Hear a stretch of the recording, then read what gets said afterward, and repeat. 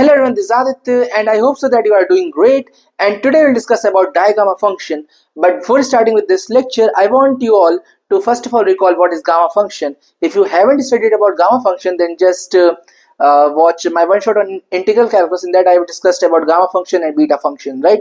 So in that you can study about those things. I will give the link in description or in comments, right? Okay.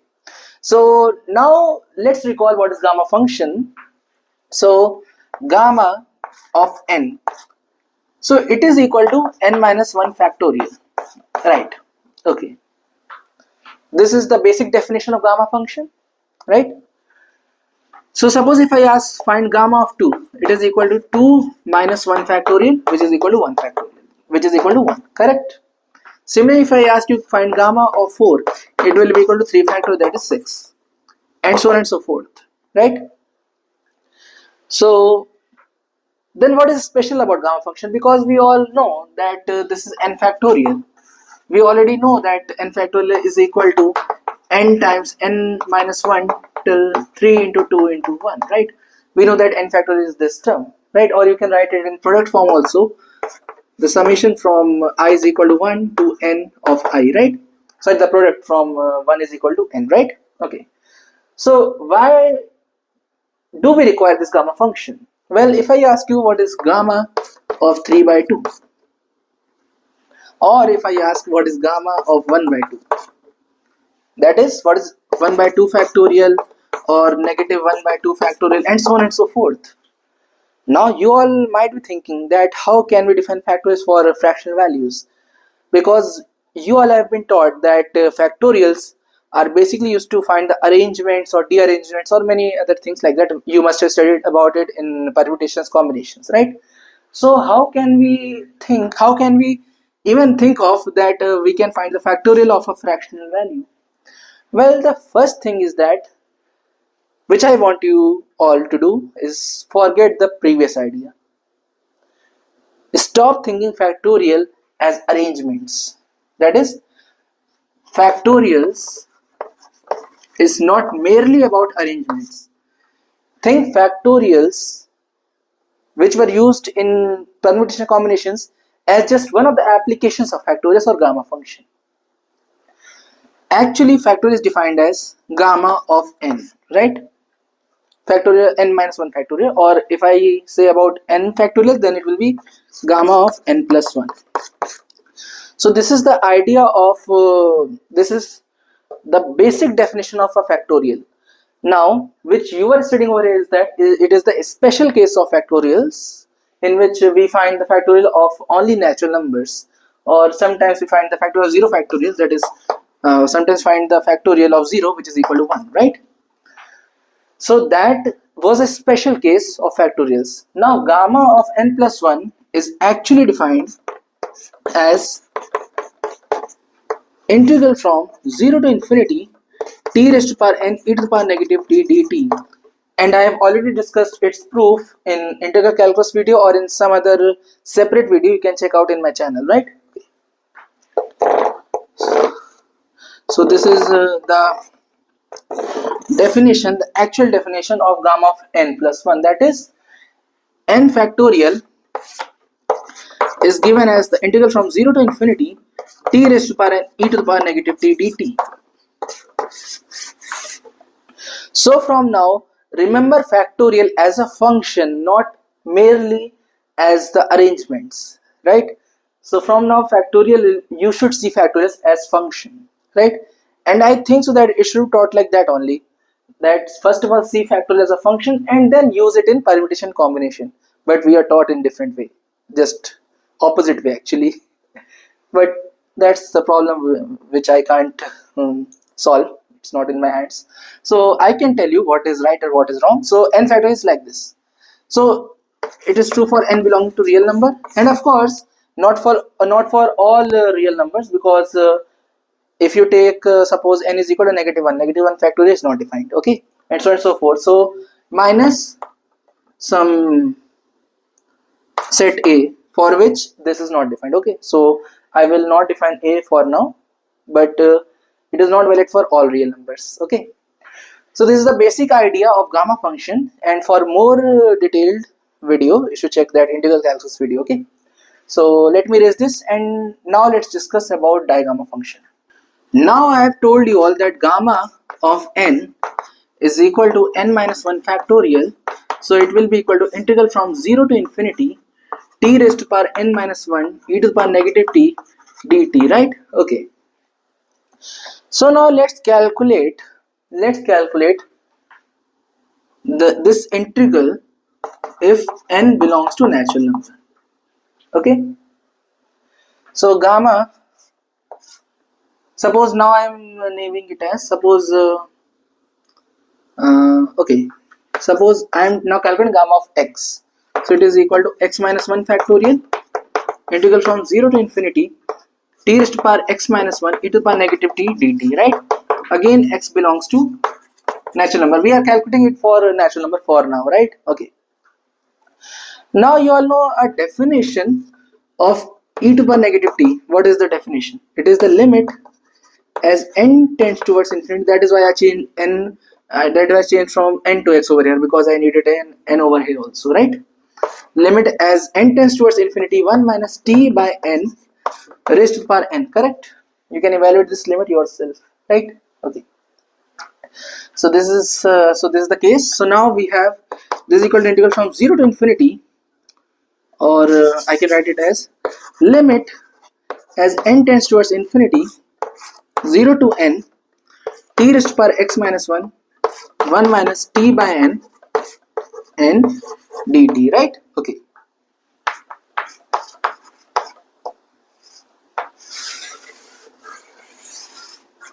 So now how can we express it further?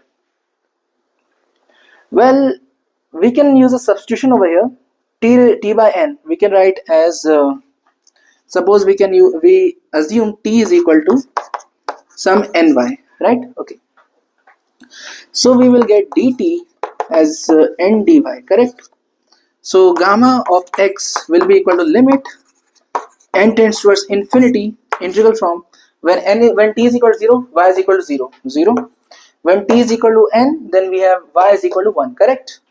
0 to 1 of the quantity, what is t? T is equal to ny raised to the power x minus 1 times the quantity 1 minus, when you substitute t as ny, it will be 1 minus y raised to the power n dt, right?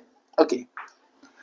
So you will get it as limit as n tends towards infinity n raised to the power x minus 1, and here we will have an n also, so it will become n raised to the power x times the quantity 0 to 1 of the quantity y raised to the power x minus 1 times 1 minus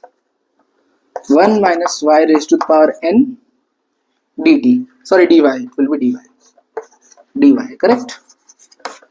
Now if you have studied about beta function, you must be well acquainted with such kind of expression.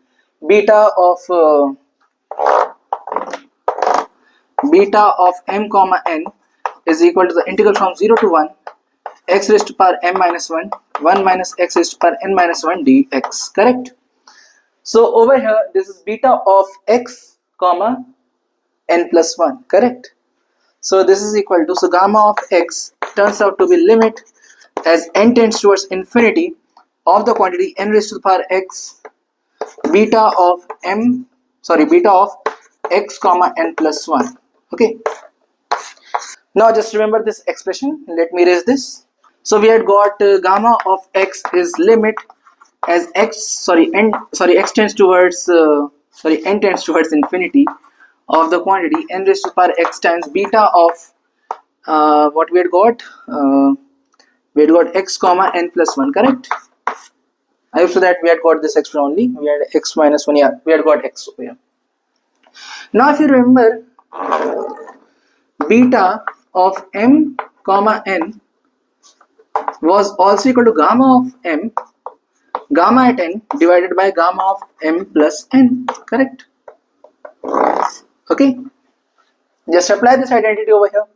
So you will get limit as n tends towards infinity n raised to the power x times this quantity x minus 1 factorial, that is gamma of x will be x factorial, x minus 1 factorial and gamma of n plus 1 will be n factorial divided by x plus n plus 1, that is x plus n plus 1 minus 1, that is x plus n factorial, right?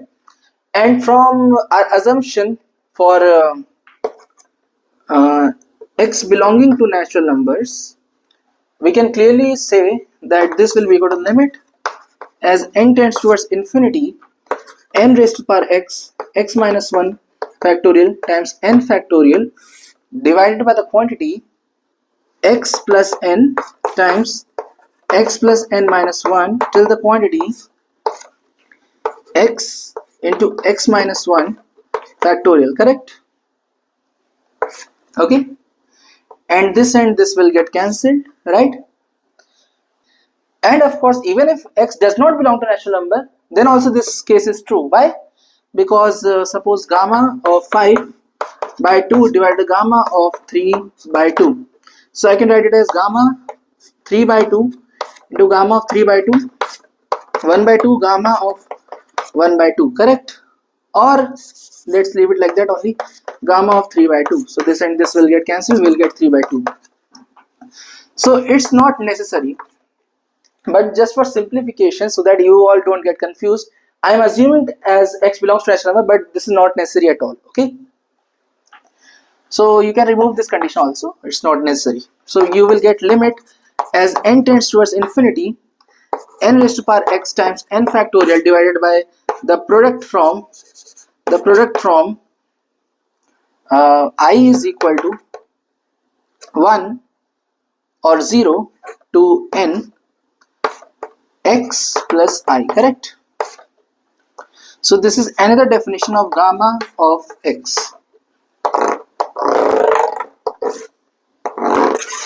Okay, so just remember this. But why am I teaching you this? I need to teach you all digamma function. So for that this is required. So that is why I am teaching you. Okay, now let's erase this and let's see further. Now just remember this result. Limit as n tends towards infinity of the quantity n raised to power x n factorial divided by n plus x till x is equal to gamma of x, right? Just remember this thing. Okay, so let's erase this. Now let me introduce you all to digamma function. Digamma function. Okay, so digamma function is actually let me introduce you all. Digamma function, suppose digamma of x, how we define it? So this is how you write digamma of x, right? So suppose you have the gamma function gamma of x. Okay, you take the natural log of gamma of x, right, and you differentiate it. You will get gamma dash of x divided by gamma of x, right? Where the chain rule? Suppose if you have ln of x square plus 1, you take its derivative, what you will get? You will get, first of all you will differentiate this, you will get x square plus 1, and then you will differentiate the inner term 2x, right? So that is the case over here. First of all you differentiated with respect to ln x, so you got, you differentiated this function, you got 1 upon gamma of x, and then you differentiated this term, okay? So you got gamma dash of x. So this expression is psi of x, that is digamma of x, right? So it is basically used to find the derivative of gamma of x, right? Okay, so now we should write this expression also over here. So psi of x is the derivative divided by this term, right? Okay, so this is the basic definition of psi of x. Okay, but how can we evaluate it for different values? Now that is the question. I have defined the digamma function. Now how we evaluate this, that is the question. So let's understand that now. So you all must be knowing a result that gamma of x plus 1 is equal to x times gamma of x 3 factorial is equal to 3 into 2 factorial. What is 3 factorial? It is gamma of 4. What is 3? 3 is 3. This is gamma of 3, correct? Okay, so this is 3 plus 1, so 3 over here and 3 over here, right? Okay, so you have this expression, or n factorial is equal to n into n minus 1 factorial, right? That is what I am applying over here. Okay, so gamma of x plus 1 is equal to this quantity. Let's take natural log both sides. Okay, so you'll get natural log of gamma of x plus 1 is equal to ln x plus ln of gamma of x, correct? Now just differentiate both sides. What you'll get? You'll get just evaluate it. It will 1 by x plus this quantity. Are you able to follow it? The derivative of natural log of any quantity will be given like this. I told in previous part using that example of 2 of x square, natural log of x square plus 1, right? So that is what I have done over here. Okay. Now this is psi of x plus 1. This is 1 upon x. This plus psi of x, right? Okay. Now in this video, I'll be teaching you how to find the Digamma function value at natural numbers. Okay, so let's see how we can calculate it. So we have got this expression, so we have to remember this thing. Okay, so psi of x plus 1 is 1 by x plus psi of x, correct? Okay, now let's erase this and let's see how we can evaluate this thing. So we had got this is psi of x plus 1 is 1 upon x plus psi of x, correct?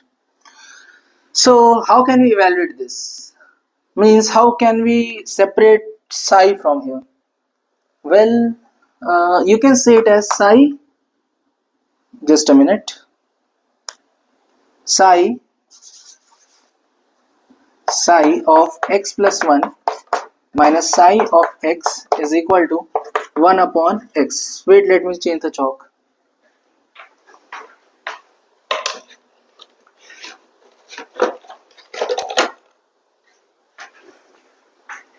So you have got this expression. Okay, so when x is equal to 1, it will be psi of 2 minus psi of 1 is equal to 1 by 1, correct?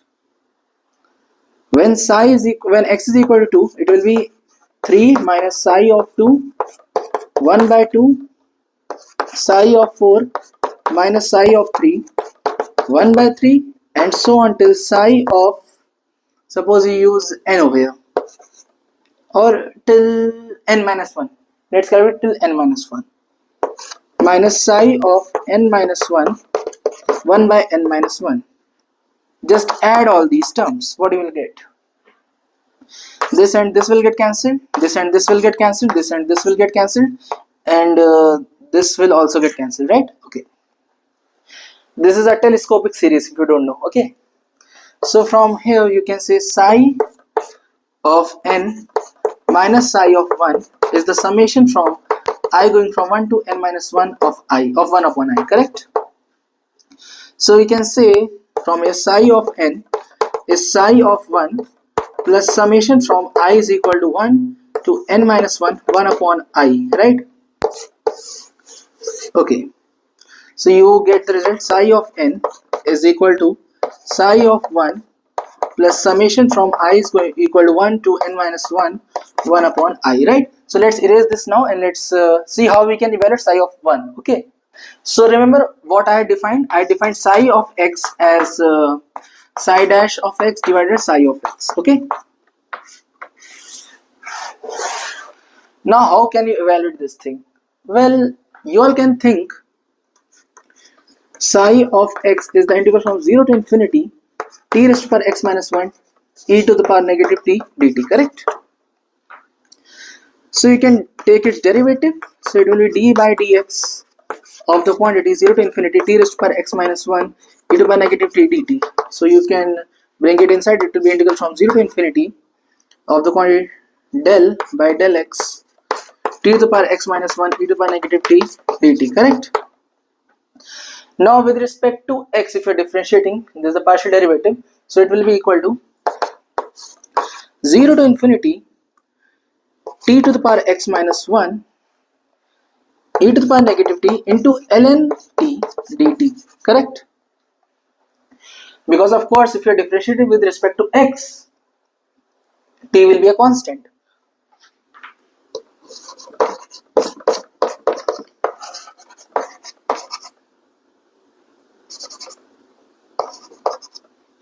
Do you remember or not? If you are differentiating it with respect to x, right? This is what you get. Okay. Okay. So just substitute x as 1. So you will get this integral 0 to infinity ln t e to the power negative t dt. So you have to evaluate this kind of integral. And I don't think so you are very much interested in finding the integral value of this function. But is there any other approach? Yeah, that's why I derived this thing. So let me tell you. And of course, if you have to find using this method also, you can use the definition that e to the power negative t is equal to limit as n tends towards infinity of the quantity 1 minus t by n whole raised to power n, and then you can solve it, okay, by using the limiting case. Okay, so this integral can help. Well, we can find the value of this integral using psi of 1. So let's see that now. Notice that notice that gamma of 1 will be equal to 0 factorial, which is equal to 1, right? So psi of 1 will be equal to the integral from 0 to infinity, this integral, right? ln t e to the power negative t dt. I think I should change the chalk because it's not visible, right? So okay. So we all know gamma of x is the limit as n tends towards infinity n to the power x n factorial divided by n plus x till x, correct? We have this expression. Now just take natural log both sides. Natural log of this quantity, limit as n tends towards infinity. Once you take the natural of both sides, this is a product. All these are in product, so you can apply the product rule. So you will have ln n raised to the power x plus ln n factorial plus ln this expression over here, right? Now notice that we can clearly break all this. Of course, this will be a negative sign over here, right? So it is limit as n tends towards infinity, natural log, we can bring x downwards, ln of n plus ln of n factorial minus natural log of n plus x till ln x, right? Okay. Now this was equal to natural log of gamma of x. Now just differentiate both sides. You will get psi of x then, right? The derivative of this will be psi of x. So it will be limit n tends towards infinity. This will become ln of n. This is a constant with respect to x, right? So this will be 0 minus, when you take its derivative, you will get 1 upon n plus x plus 1 upon n plus x minus 1 and so on till 1 upon x, correct? Okay. Now we have to find psi of 1. So psi of 1 will be equal to the limit as n tends towards infinity, ln of n minus the quantity 1 upon n plus 1 plus 1 upon n plus x minus 1 and so on, that is n, and so on till 1 upon 1, right? Okay. Now notice that this thing is what? This is actually 1 upon 1 plus 1 upon 2 till infinity, right? If you plug in infinity over there, right? So this is actually the negative times this limit as n tends towards infinity of the quantity summation as I goes from 1 to we can just bring the limits inside. So you can say it as the limit as I goes from 1 to infinity of the quantity 1 upon I minus the quantity integral from 0 to infinity 1 upon x dx. Correct? Sorry, from 1 to infinity. Notice that natural log of n can be written as 1 to t ln, sorry, 1 upon x dx is equal to ln of t. Correct? Okay. So this is what we are doing over here. And if you have watched my video regarding the Euler's constant, which I'll give in description, you all must be well acquainted that this is nothing but this is called the Euler's constant. So negative times the Euler's constant.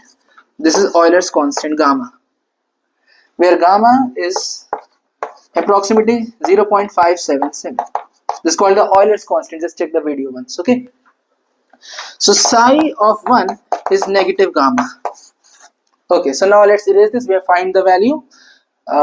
We have found the value, and we have found the value of this integral too, because it was equal to psi of 1.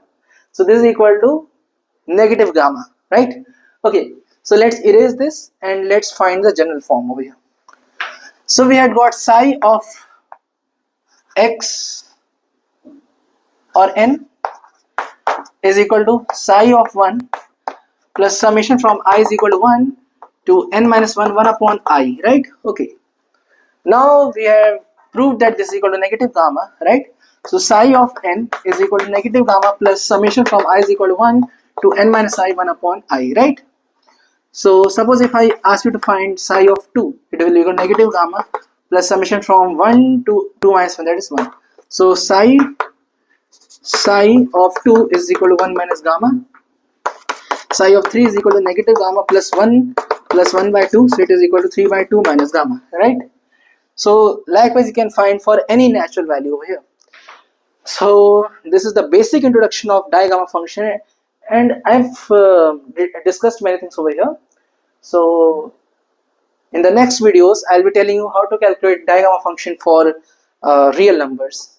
And one more thing, if I ask you to find the derivative of gamma at 1 or 2, how you will find it?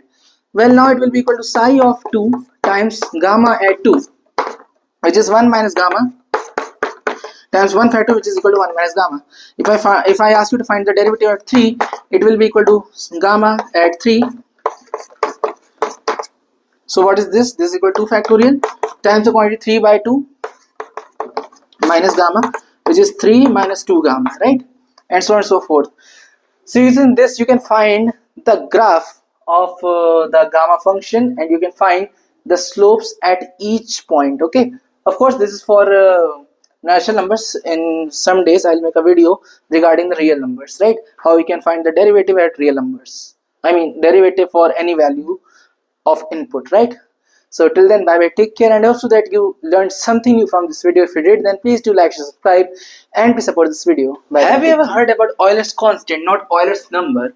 Euler's constant is given as gamma is equal to the limit as n tends towards infinity of the quantity summation from I is equal to 1 to n of the quantity 1 upon I minus the quantity integral from 1 to n 1 upon x dx.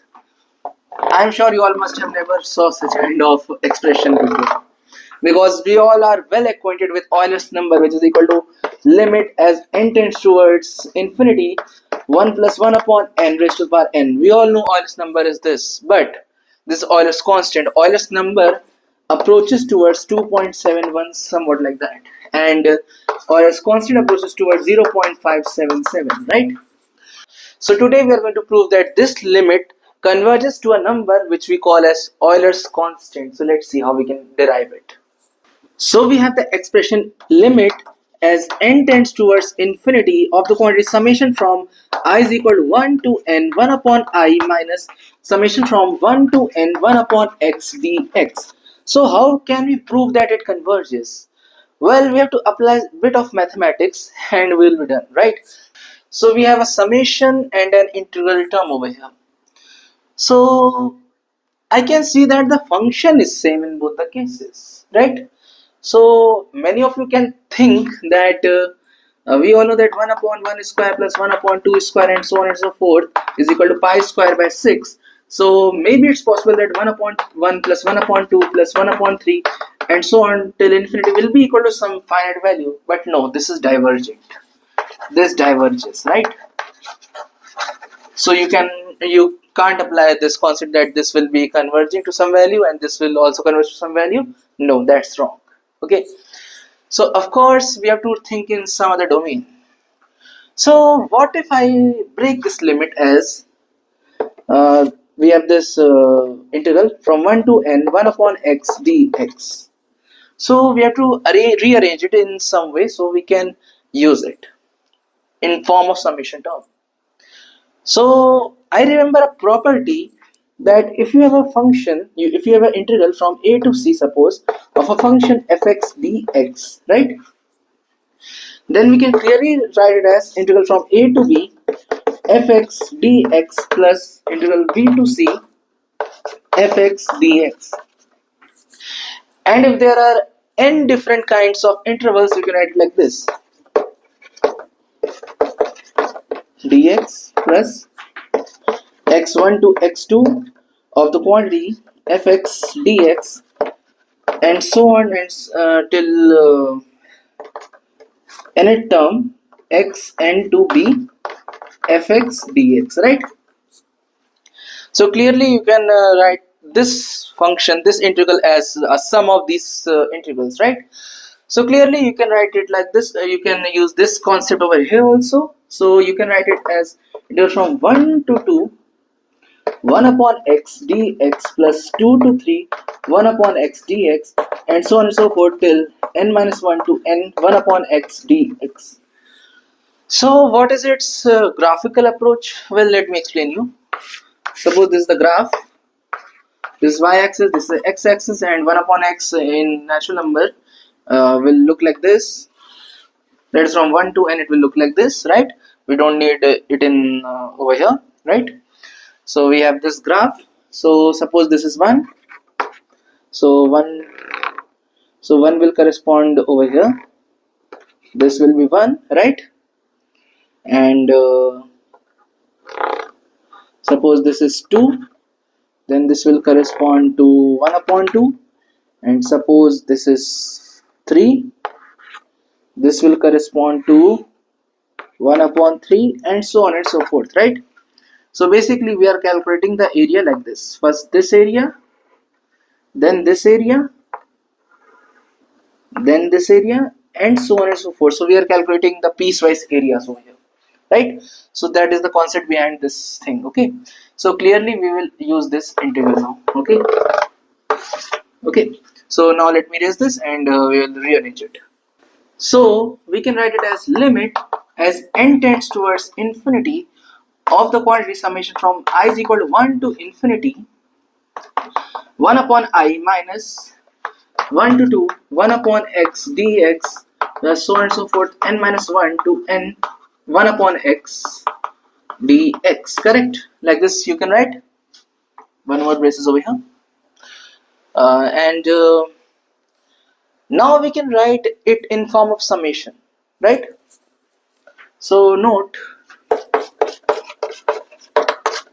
the summation, it can be written as integral from 1 to 2 1 upon x dx till n minus 1 till n 1 upon x dx. It can be written as a summation from k is equal to 1 to k is equal to, let's see the upper limit soon, k to k plus 1 1 upon x dx. Correct? Right? So when k is equal to 1, the limit is from 1 to 2, right? So we will get this expression. When limit is equal to 2, we will get over 2 to 3 1 upon x dx, right? So this is satisfying. Okay, now the question is, what will the upper limit? Well, if I use the upper limit as n, then the last term will be the integral from n to n plus 1. Of course that doesn't exist in the given integral, right? So of course the last term cannot be n, right? So if I choose the last term as n minus 1, I will get n minus 1 plus 1, that is n minus 1 to n, right? So yeah, so the last term, so the upper limit will be n minus 1. So clearly I can write it like limit as n tends towards infinity, limit and the sum from I is equal to 1 to infinity 1 upon I minus the summation from k is equal to 1 to n minus 1 of the quantity integral from k to k plus 1 of the quantity 1 upon x dx, right? So we have ended up to this expression. Now what we can do further? Sorry, summation from 1 to n, sorry, over here, n, right? Okay, I'm sorry. So what we can do next? Well, what I can do is that I can break this summation. So what we can do is that first of all we can see that this is an index number, right? So we can change index from k to I, right? Or I to k, it doesn't matter, right? So let's choose let's choose it k. So I've chosen the index value over here as k, right? So I get this expression. Now what I can do is that I see a n minus 1 over here, so I can make it like n minus 1. So clearly I can write k is equal to 1 to n, 1 upon k as 1 upon n plus summation from k is equal to 1 to n minus 1, 1 upon k. Yeah, right. I can write it like this. Okay. So it will be equal to limit as n tends towards infinity of the quantity 1 upon n plus the summation from k is equal to 1 to n minus 1, 1 upon k, my summation from k is equal to 1 to n minus 1 from and the integral k to k to k plus 1, 1 upon x dx, right? This will be the expression which I will be getting. Now I can take summation outside, so it will be equal to limit as n tends towards infinity 1 upon n plus summation from k is equal to 1 to n minus 1 of the quantity 1 upon k minus the integral k to k plus 1, 1 upon x dx. So far so good. Okay. But it doesn't help much. So what next can we do? Well, I think we should use some upper limit and lower limit concept over here. So let's see what we can do. So this was the expression which we had got. So, well, if I draw the graph of 1 upon x, what will I get? This is y-axis, this is x-axis, right? Okay. So this is 1 upon x. So suppose this is k.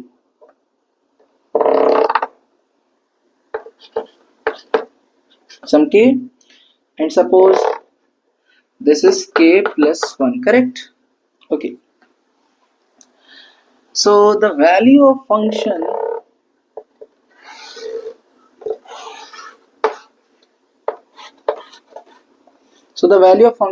over here will be 1 upon k, and over here it will be 1 upon k plus 1, right?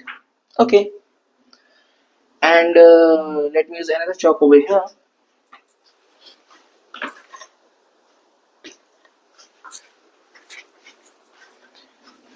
And this is the area which we are calculating, right?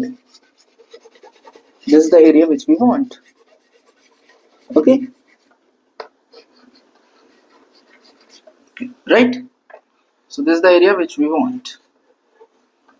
Now the question arises, I can clearly evaluate this area, that is not an issue, but I want something as to bound this integral, right? So I can clearly see that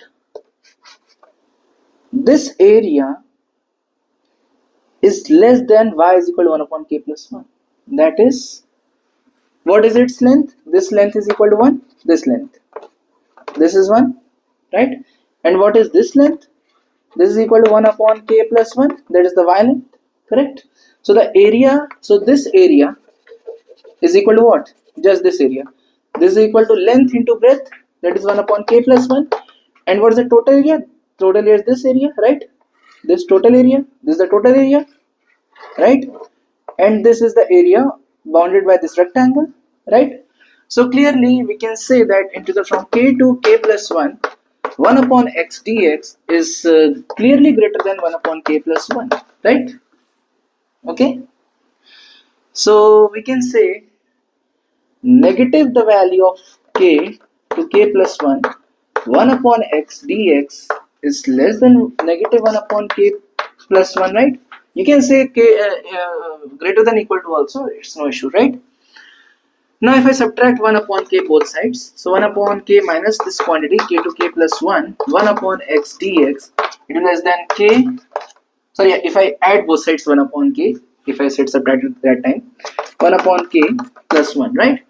So clearly this stuff is less than this stuff, right? So let me erase this and let me tell you one thing. So clearly this was less than 1 upon k minus 1 upon k plus 1, correct? Okay, so this whole expression is less than limit n tends to or less than equal to, you can say, right, of the quantity 1 upon n plus summation from k is equal to 1 to infinity 1 upon k minus 1 upon k plus 1, right? Okay, so what next? Let's see. So you can say that this expression turns out to be n tends towards infinity 1 upon n plus the quantity 1. When you substitute k as 1, you will get 1 minus 1 by 2 plus when you substitute k as 2, you will get 1 by 2 minus 1 by 3 plus 1 by 3 minus 1 by 4 and so on and so forth till, sorry, k is equal to n minus 1, right, till the quantity 1 upon n minus 1 minus 1 upon n, right? So clearly this is a telescopic series, so this and this gets cancelled, this and this will get cancelled, this and that will get cancelled, and this will also get cancelled. So we'll be left with limit as n tends towards infinity 1 upon n plus 1 minus 1 by n, so it is equal to 1. So of course this integral is less than equal to 1, hence this integral will converge. Can we say that? No, we can't say. Why? Why? What's the problem? Because we have proved that this integral, this complete limit is less than equal to 1. So what's the problem? Well, I have proved that this limit is less than equal to 1, but what if it converges, it diverges towards negative infinity, then what can I do? So for that I have to prove that this integral, that limit was greater than 0. I have to prove that. So let's see that now. So I have found the upper bound of this function of this limit, that it will be of course less than equal to 1. Right, now let's find the lower bound. So we had this limit as n tends towards infinity of the quantity summation from I is equal to 1 till n 1 upon I minus the integral from 1 to n 1 upon x dx, right? So we had this expression. So how we can prove that this is always greater than equal to 0? Well, it's very simple. Just draw the graph of y is equal to 1 upon x, right? This is x and this is y, right? Okay. So this is I is equal to 1, this is I is equal to 2, this I is equal to 3, this I is equal to 4, I is equal to 5, and so on and so forth. This is the corresponding values.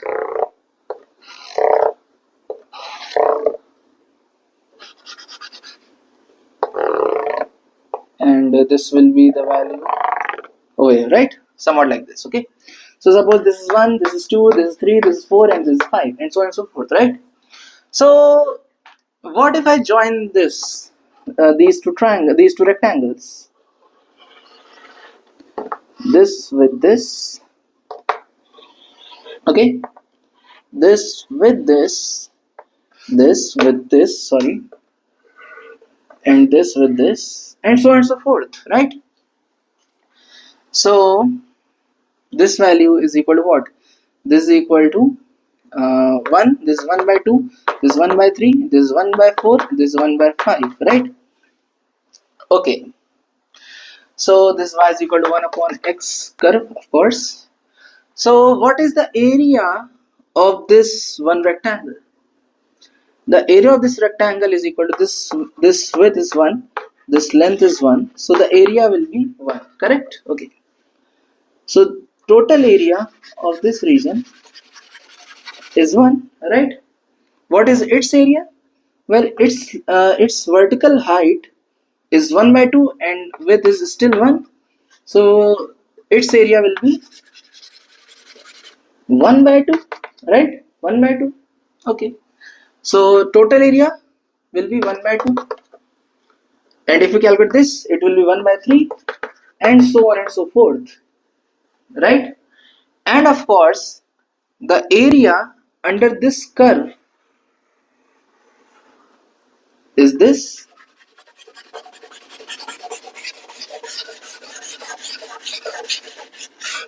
So you can clearly say that this area, this upper area is always greater than this curve's area.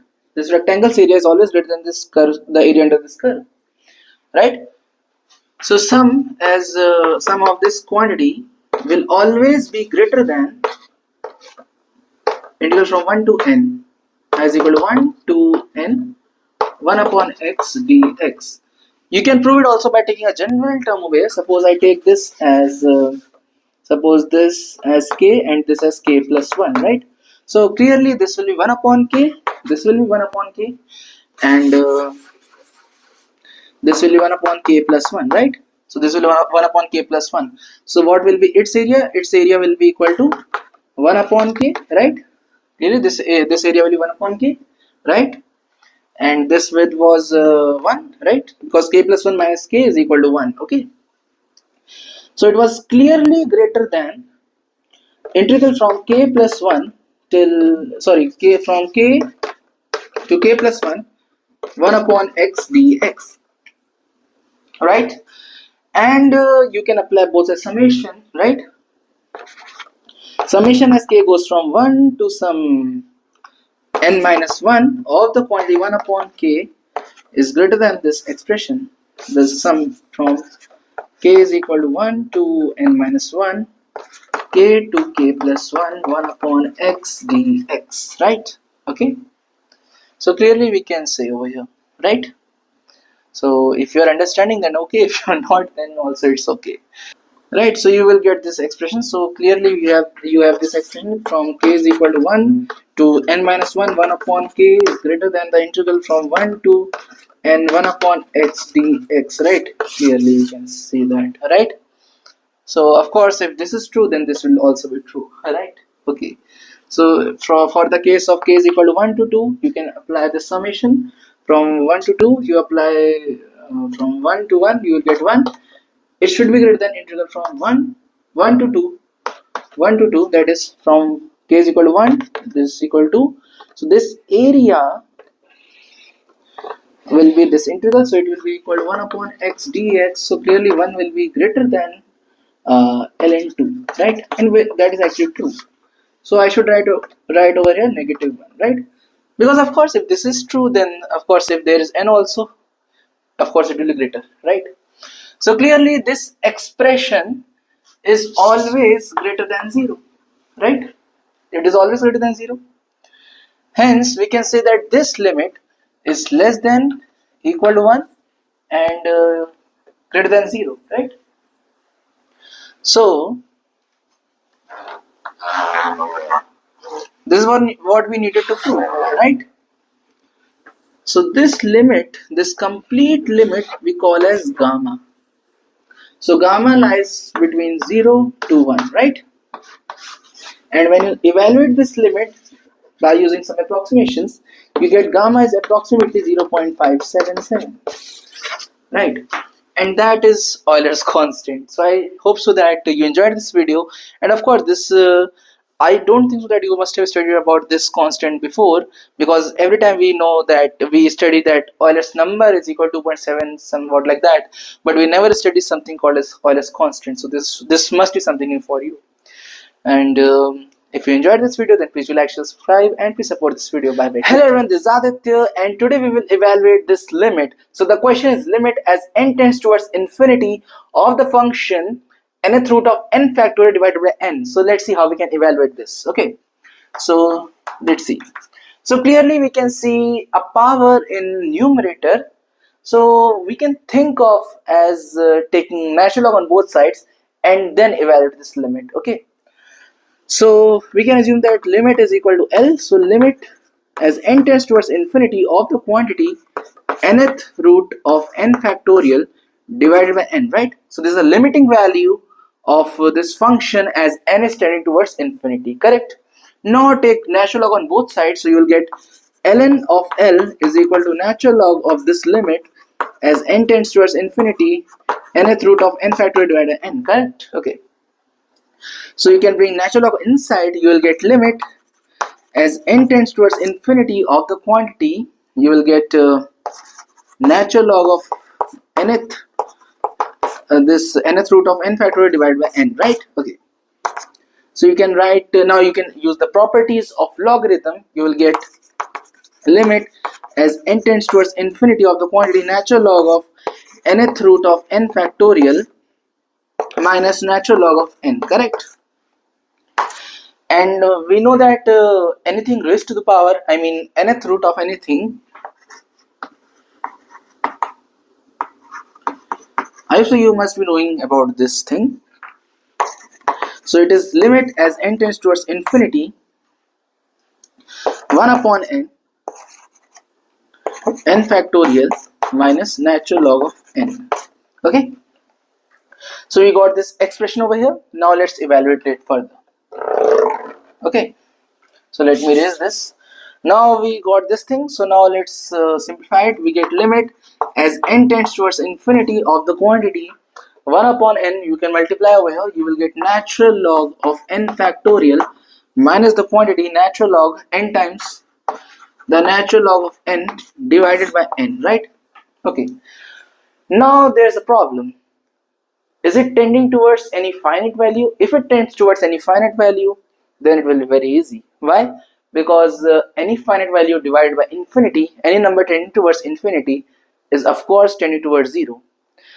But if it is tending towards infinity, then there is a problem, right? So we have to first of all check to what value is this limit approaching, right? So let's evaluate this thing.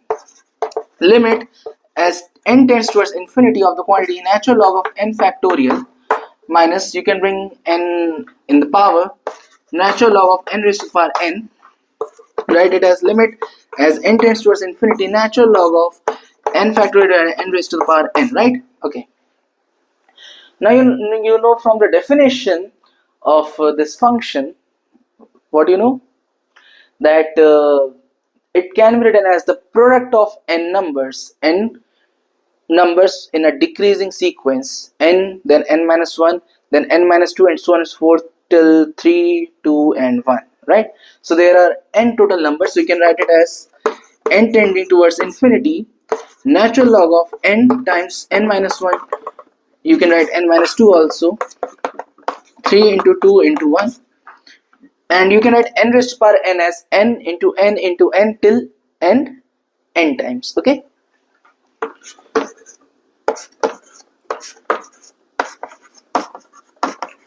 so this is what, let's evaluate it. Limit as n tends towards infinity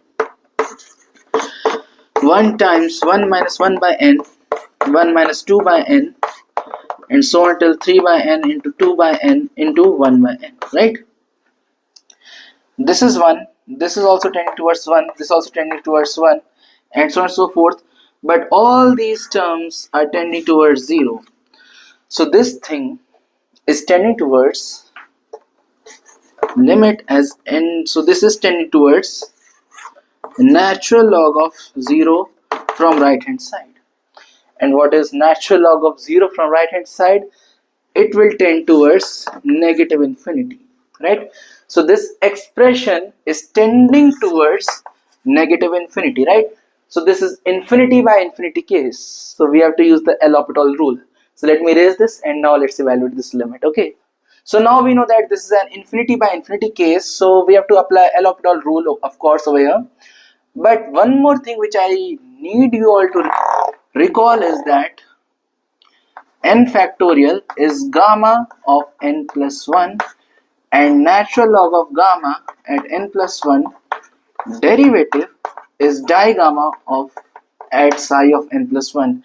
If you don't know about this, I have already made a one shot regarding digamma function, you can check it out. Okay, so yeah, now let's evaluate this. So just differentiate, I mean apply L'Hopital rule, so of course you will differentiate. So this will be natural log, so this is what, n factorial is gamma of n plus 1, and when you take its derivative it will be equal to psi of n plus 1 minus the quantity, derivative of n is equal to 1, so you will get natural log of n plus the derivative of natural log of n, which is 1 by n, so plus 1, divided by derivative of n is 1, correct? Okay. So we have limit n tending towards infinity psi of n plus 1 minus natural log of n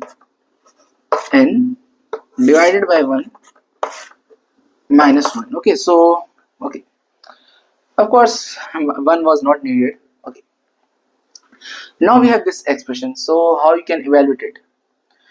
Well, you all must be knowing gamma of n is equal to gamma at 1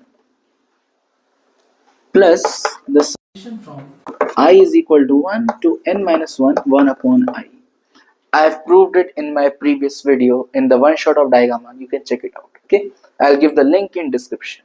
Okay, now notice gamma of 1 is equal to negative, sorry, digamma of 1 is equal to negative gamma, which is negative 0.577. It is called the Euler's constant, and if you don't know about it, I have made another video on Euler's constant. Check it out. I'll give its link also in description. Okay, so we have this expression, so clearly we can write it as limit as n tends towards infinity of the quantity psi of n plus the summation from I is equal to 1 to n. Of course, if it is n plus 1, then here we will get n, right? n 1 upon I minus natural log of n, correct? Okay, now notice one thing, how psi of how negative gamma, how gamma is defined. Gamma is actually the summation from I is equal to 1 to infinity 1 upon I minus the integral from 1 to infinity 1 upon I di, right?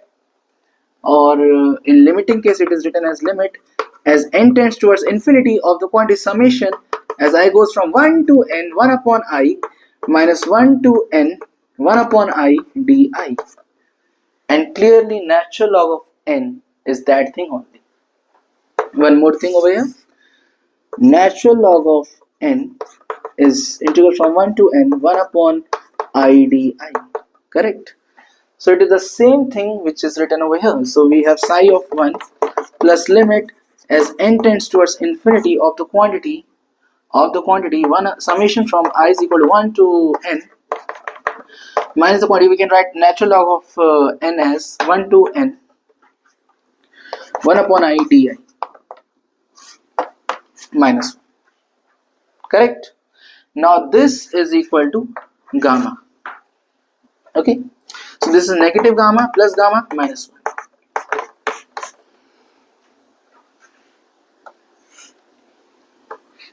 So we got the value of the natural log of the limit, that is, where should I write?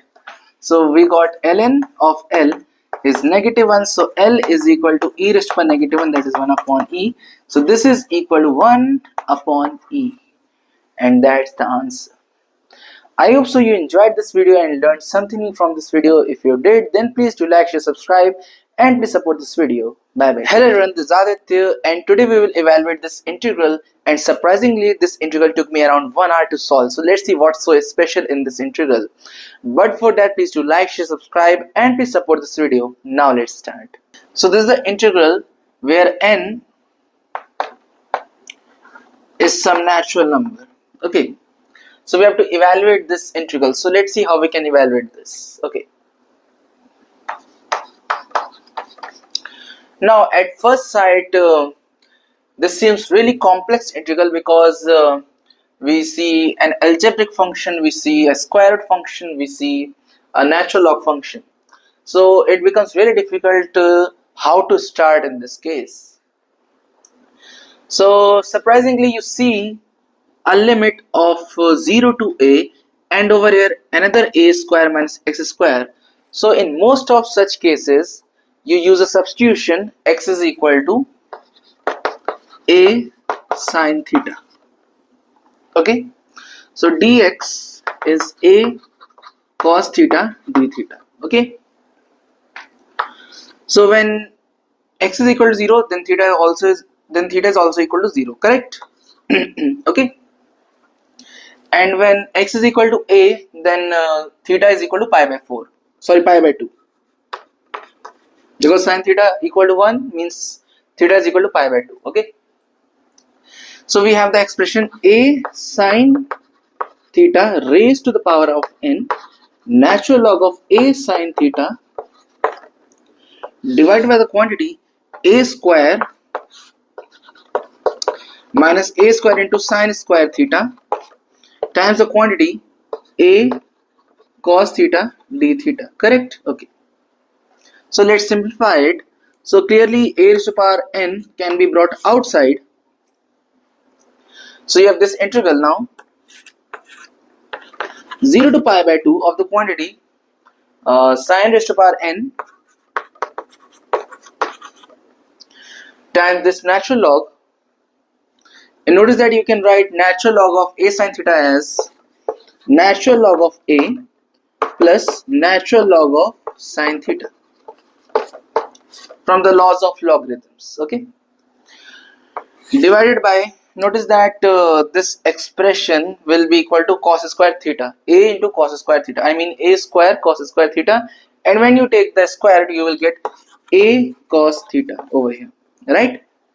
I hope so you're understanding what I've done over here.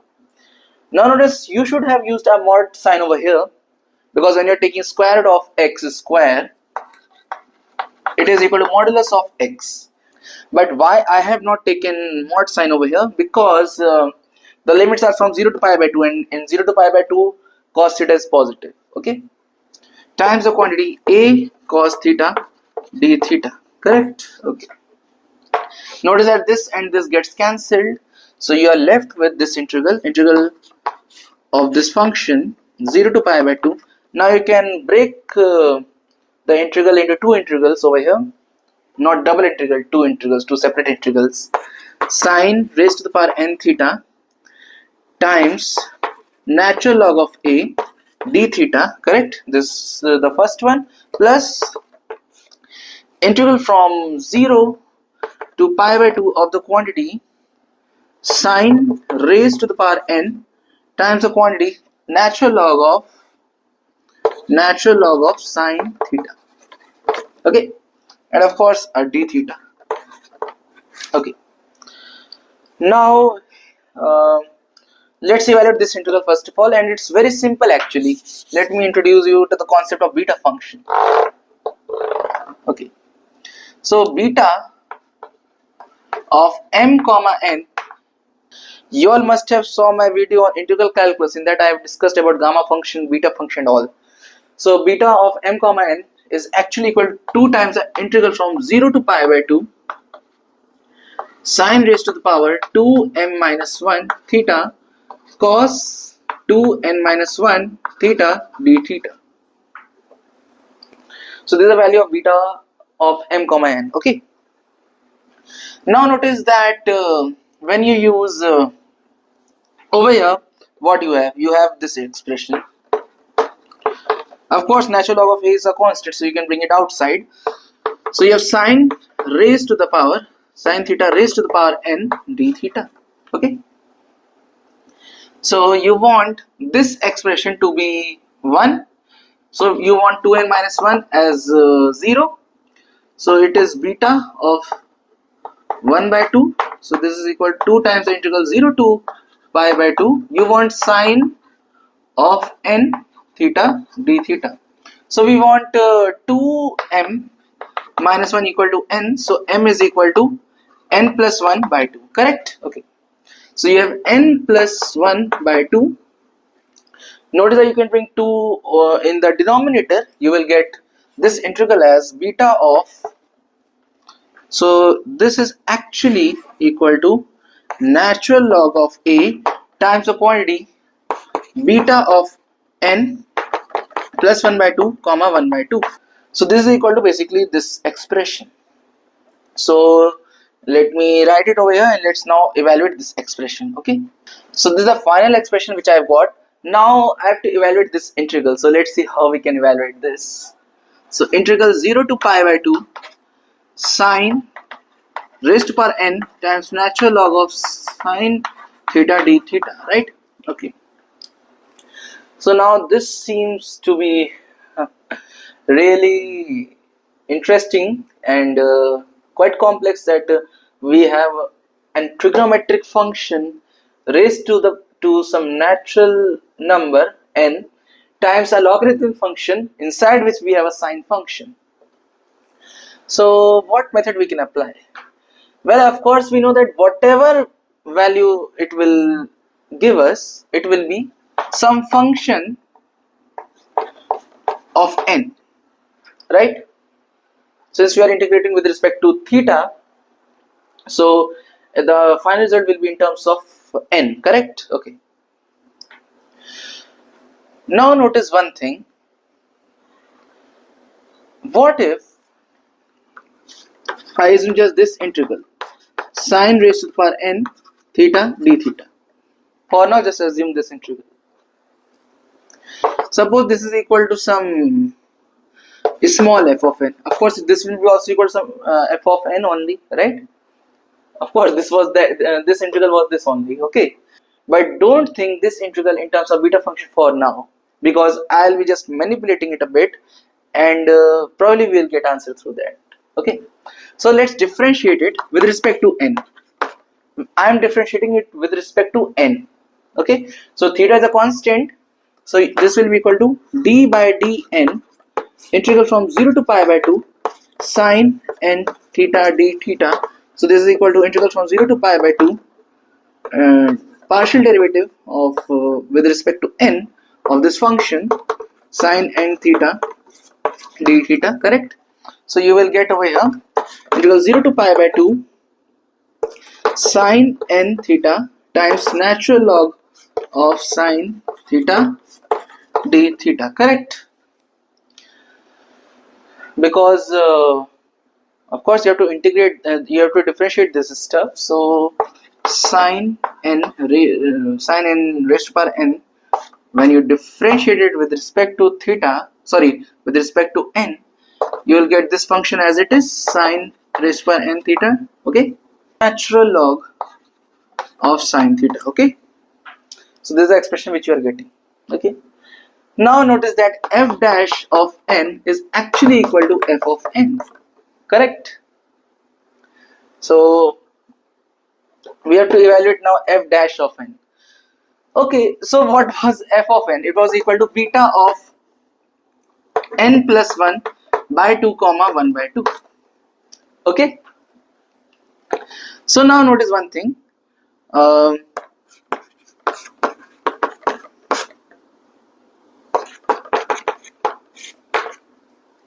How you can simplify this expression now?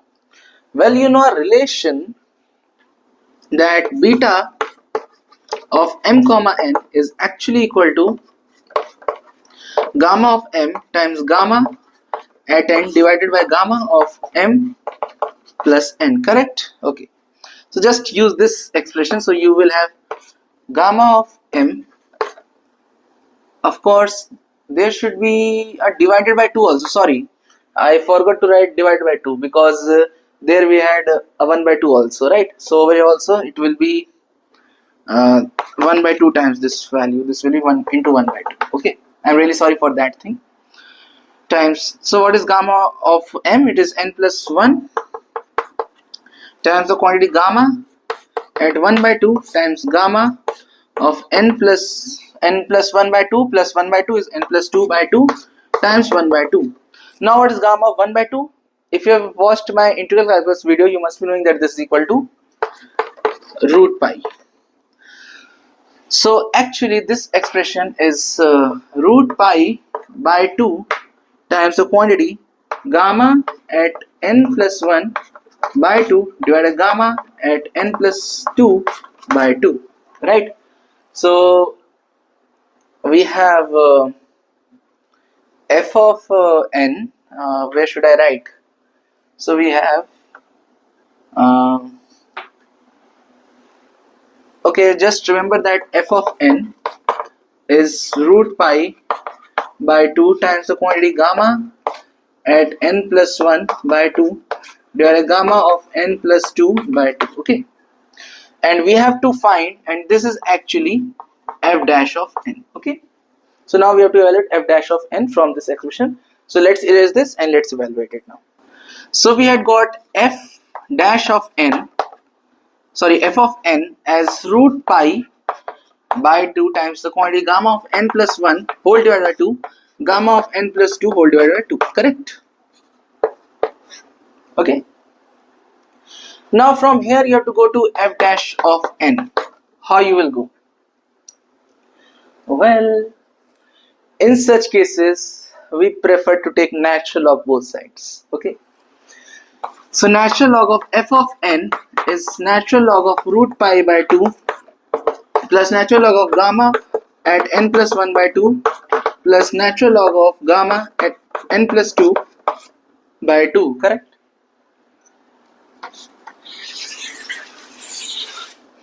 Now just differentiate this expression, what you will get.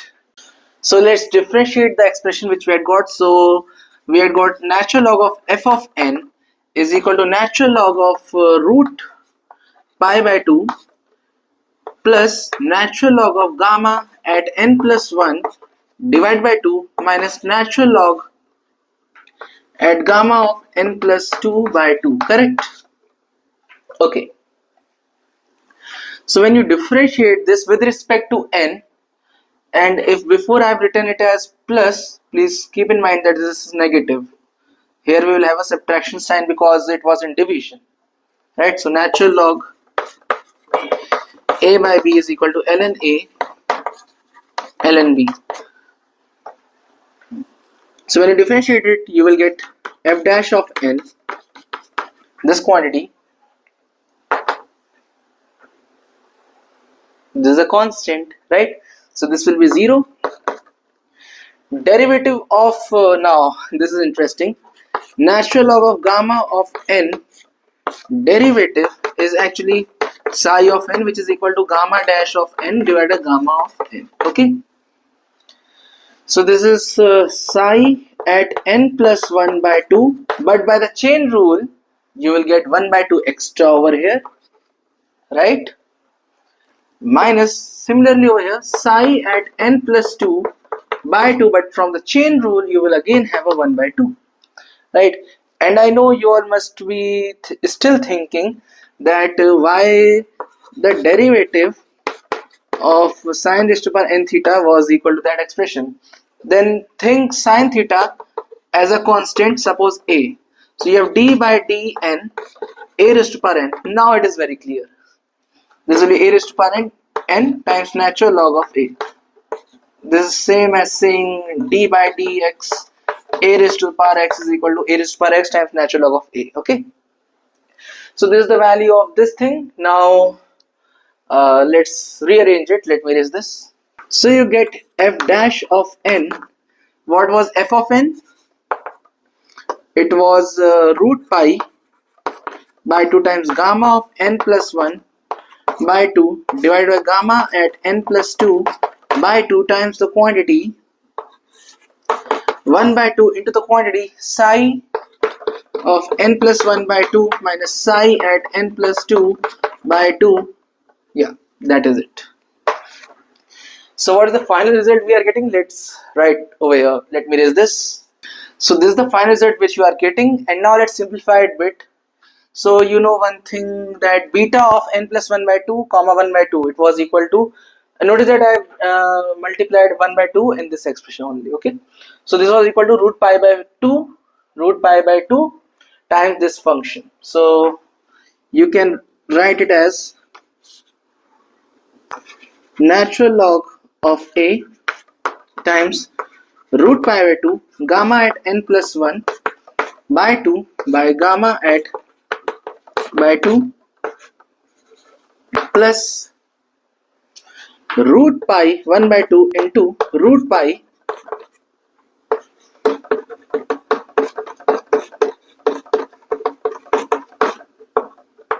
now this expression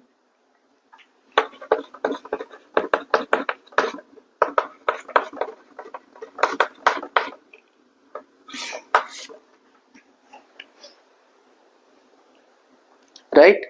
Okay, so Yeah, that's the final answer. You can take this expression common, right? You can take this expression common. So what you will get? So the final result is integral from 0 to a x raised to the power n natural log of x divided by square root of a square minus x square dx is equal to the quantity a raised to the power n times the quantity is square root of pi by 2 gamma at n plus 1 by 2 divided by gamma at n plus 1 divided by 2 times natural log of a plus 1 by 2 times the digamma function at n plus 1 by 2 minus digamma at n plus 2 by 2, and that's the answer. And if you don't know about digamma function, I've already made a one shot on digamma function. You can check it out. I'll give the link in description. So this is the final answer. So I hope you enjoyed this video, and if you learned something new from this video, then please do like, share, subscribe, and please support this video. And please share these videos to your friends and family members, because I'm making so productive content for you all, and I feel that on YouTube no one is given such kind of content. So please do share this video and please support my channel, because it will very much helpful for you also, and it will help me also to grow, right? So till then, bye bye, take care, and all the best.